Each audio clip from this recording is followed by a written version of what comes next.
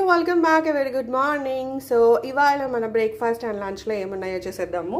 బ్రేక్ఫాస్ట్కి అయితే home made idli with some peanut chutney and ఇడ్లీల పైన అయితే లైట్గా ఇలా గీ అయితే పెట్టాను. సో టేస్ట్ చాలా బాగుంటుంది అనమాట.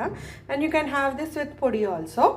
అండ్ స్నాక్స్కి వచ్చేటప్పటికి ఇంకా మ్యాంగో సీజన్ అయిపోతుంది కదండి. వర్షం పడితే కొంచెం మ్యాంగోలలో పురుగులు అలా వస్తాయి కదా. సో ఇంకా మ్యాంగో కచ్చా మ్యాంగో అనమాట, ఇది తోతాపరి అంటారు కదా అది. సో అదైతే కట్ చేసి పెట్టాను. అండ్ లంచ్లోకి వచ్చేటప్పటికి సమ్ యమ్మీ ఫ్రైడ్ రైస్. ఈసారి ఏంటంటే కొంచెం కార్న్ అయితే వేసాను.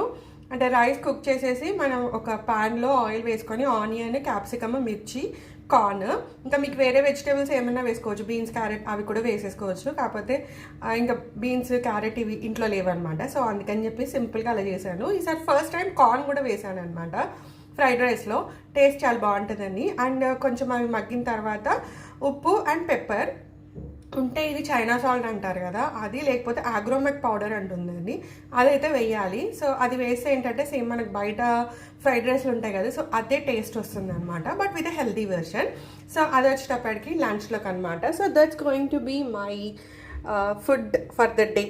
Thanks for watching. Have a very great day. Bye.